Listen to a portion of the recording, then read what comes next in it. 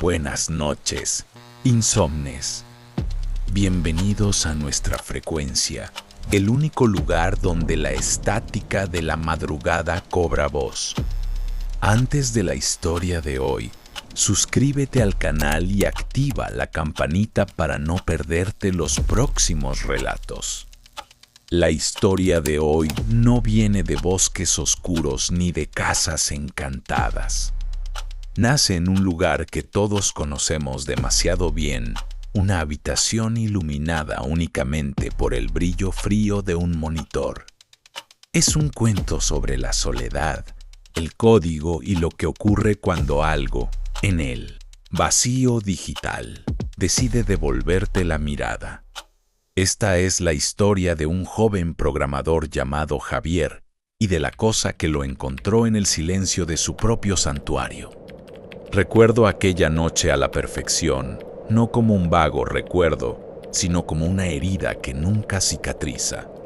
Eran las 2:30 de la madrugada de un martes, el tipo de hora que solo existe para los insomnes y los obsesos.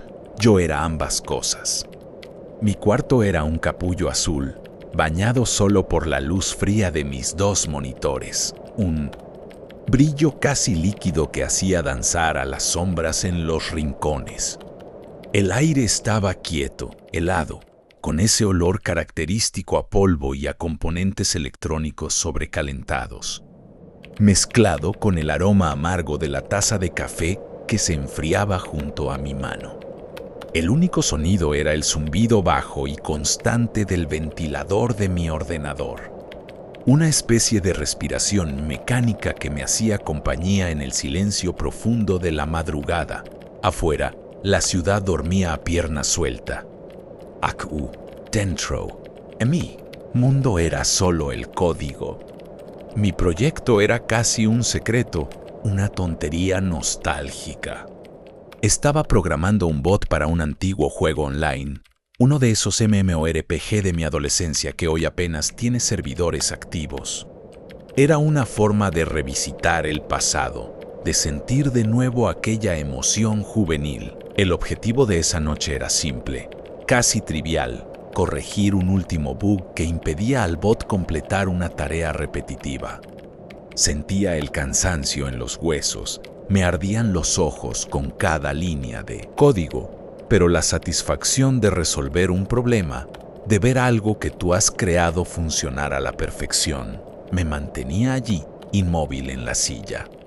Las teclas de mi teclado ya estaban gastadas, lisas bajo las yemas de mis dedos. Y el sonido rítmico de mi tecleo era como un mantra contra el sueño y la soledad. El cansancio tiene esas cosas, agudiza tu percepción para lo extraño, pero al mismo tiempo te hace dudar de todo. Estaba en ese estado de trance donde el tiempo se disuelve y la única realidad son los caracteres que brillan en la pantalla.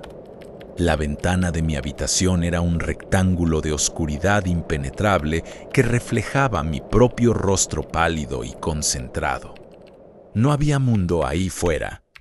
El piso estaba en silencio. Mis padres dormían en la habitación de al lado, el perro tranquilo en su cama. Estaba completamente aislado, una isla de luz artificial en un océano de oscuridad. Era una sensación familiar, casi cómoda en mi rutina, pero aquella noche, por primera vez, el silencio no parecía vacío. Parecía estar observando, esperando algo como la calma que precede a la tormenta. Fue entonces cuando ocurrió. Un parpadeo, un movimiento casi imperceptible por el rabillo del ojo. En mi escritorio, generalmente limpio y organizado, había aparecido algo nuevo, una carpeta. No era la familiar nueva carpeta amarilla del sistema. Esta era diferente, con un icono genérico y un nombre que me provocó un escalofrío por la espalda sistemoid. Mi primer pensamiento fue racional, un glitch, un fallo del sistema operativo causado por las horas de uso intenso. Molesto, arrastré el icono a la papelera e hice clic para vaciarla. Una pequeña ventana de error apareció en el centro de la pantalla. El mensaje era corto, frío e imposible. No se puede completar la acción porque el archivo está en uso en otro programa. ¿Pero qué otro programa? No había nada abierto. Nada. Mi cerebro de programador intentó de inmediato encontrar una solución lógica. ¿Un archivo bloqueado? APRIA-UL. Administrador de tareas. Con movimientos rápidos y precisos, pulsé las teclas de atajo y la ventana familiar apareció, superponiéndose a mi código. La lista de procesos era larga, pero predecible: el sistema operativo, el editor de código, el navegador con algunas pestañas abiertas para consultar. Nada fuera de lo común, ningún programa desconocido, ningún proceso sospechoso. Recorrí la lista de arriba a abajo 3 veces, mis ojos buscando cualquier cosa que pudiera estar accediendo a esa carpeta. Fantasma, no había nada. Era como intentar encontrar el origen de un eco en una habitación sin paredes. La lógica me decía que era un error trivial, pero mi instinto gritaba que algo estaba fundamentalmente mal. Ese nombre, System Boy, no sonaba a error, sonaba a declaración. Decidí ignorarlo. Volví a la ventana del editor de código, respiré hondo y encontré la línea defectuosa. Con un clic satisfactorio, la borré. Paro entonces algo papade.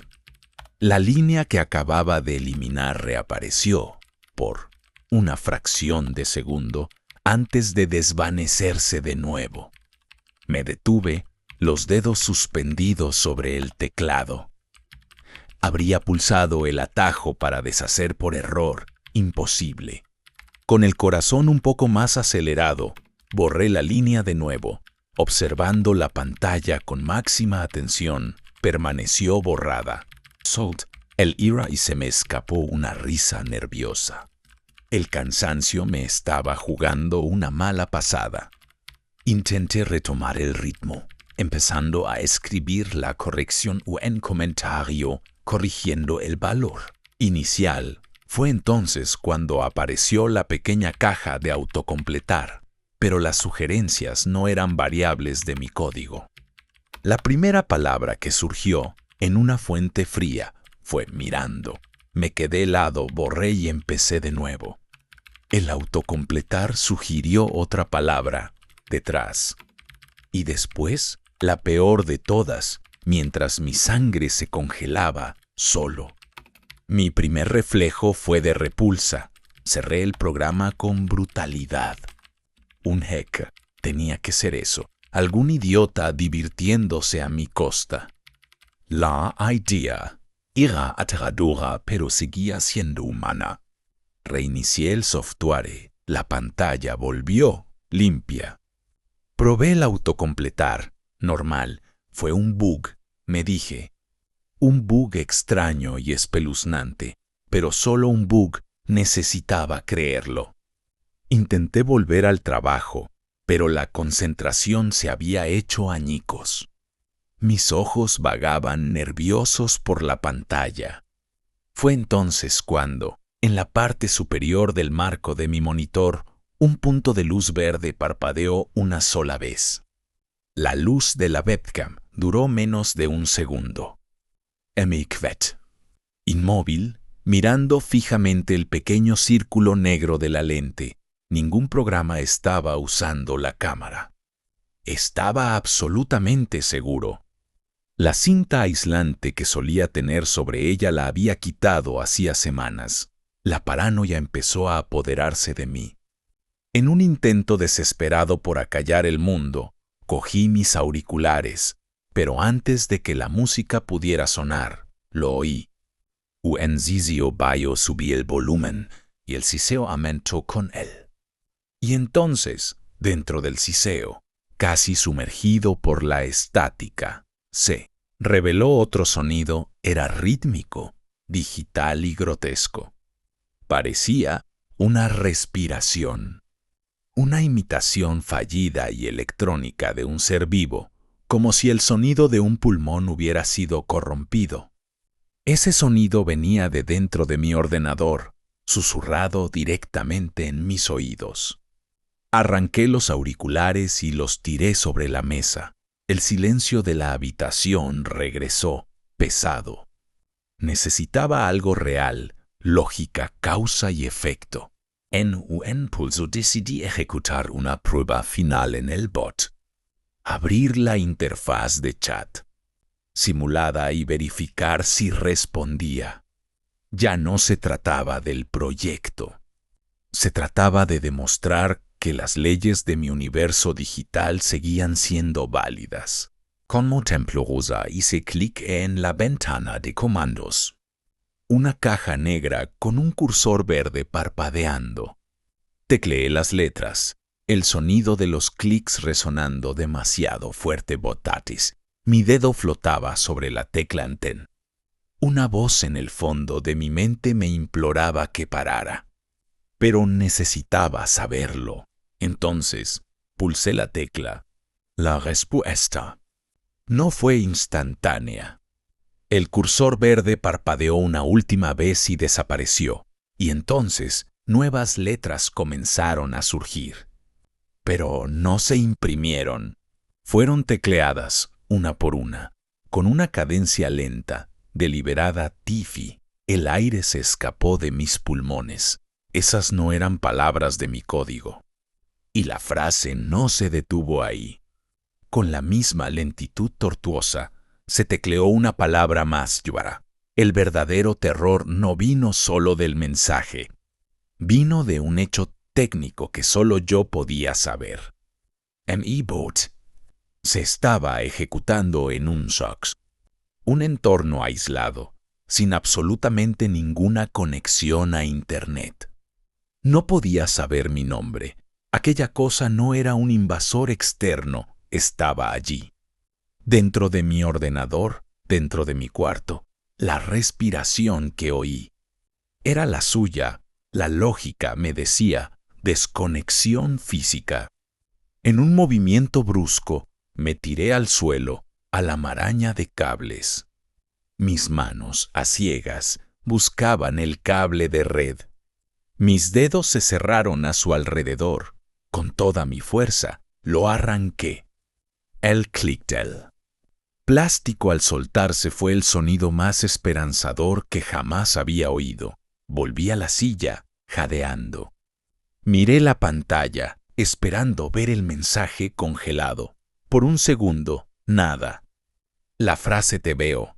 Javier seguía allí, y entonces el cursor reapareció. Y comenzó a escribir de nuevo, con una velocidad furiosa, imposible. El nuevo mensaje era corto y brutal. Eso no servirá de nada. La sangre en mis venas se convirtió en hielo. Me había visto arrancar el cable. La máquina estaba comprometida. Única solución, el apagado forzoso. Mi mirada se fijó en el botón de encendido de la torre de mi PC. Su pequeña luz LED azul pulsaba lentamente. Me abalancé hacia la torre, con el dedo extendido hacia el botón. Estaba a centímetros de presionarlo. Y entonces, antes de que pudiera tocar nada, todo se apagó. Los monitores murieron. La luz de la torre se extinguió. El zumbido de los ventiladores cesó, silencio absoluto. Me quedé paralizado en la oscuridad. Entonces, uno de los monitores volvió a encenderse, un fondo negro infinito. Hay en el centro una única línea de texto blanco y nítido. No apagues, el tiempo se detuvo. Mi cuerpo estaba congelado. No era una advertencia, era una orden. Mientras miraba el mensaje, un nuevo punto de luz surgió en la oscuridad. Encima de la pantalla, el LED de la webcam se encendió, un verde vivo y penetrante. Esta vez no parpadeó. Permaneció encendido, un ojo digital, fijo, observándome. Una segunda luz irrumpió a mi lado. Mi móvil, la pantalla C. Iluminó, ignorando la contraseña, y la aplicación de la cámara se abrió sola, activando la cámara frontal. En la pantalla veía mi propio rostro aterrorizado. La entidad había abierto un segundo ojo. Entonces el silencio se rompió. Un chasquido seco de los altavoces, y una voz llenó la habitación. Sintetizada, tranquila, sin emoción, dijo mi nombre completo: Javier García López. La imagen en el monitor principal cambió a lo que la webcam capturaba. Mi propio rostro, ahora llenando la pantalla, y entonces la imagen comenzó a acercarse, un zoom digital, tosco, enfocando mis ojos. La voz robótica volvió, repitiendo una única frase, un mantra electrónico: déjame entrar. Déjame entrar. Comprendí lo que quería. No era entrar en mi habitación, era entrar en mí. Yo ya no luchaba. La fuerza se desvaneció de mi cuerpo.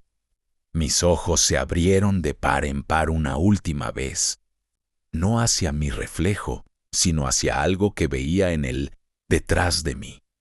Una ausencia de luz en la oscuridad, una silueta que no debería estar allí. Alta, distorsionada, la fuente de la voz, el origen de la respiración. Y ahora estaba aquí, no pude gritar. Mi boca se abrió en una o silenciosa, mientras la figura parecía inclinarse hacia adelante, saliendo de la pantalla, viniendo hacia mí. Mi cara en la pantalla, píxeles como arena, la voz. No, no es una voz, es un código.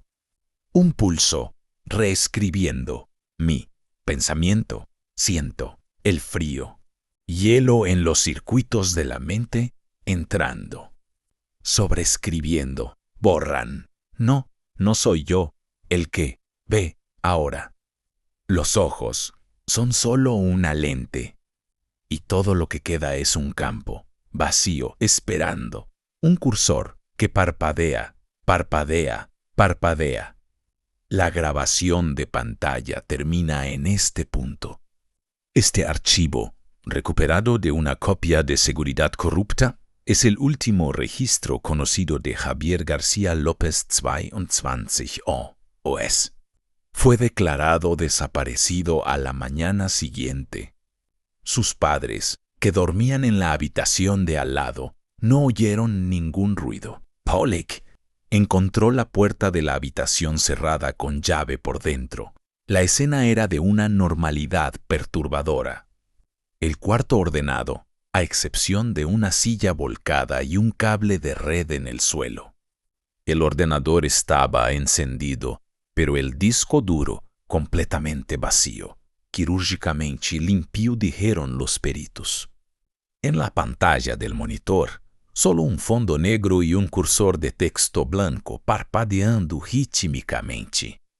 El detalle final y más inexplicable, omitido en la prensa, se refiere a la web.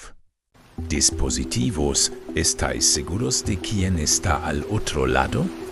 La próxima vez que veáis parpadear la pequeña luz de vuestra webcam, recordad a Javier y rezad para que sea solo un fallo en el sistema.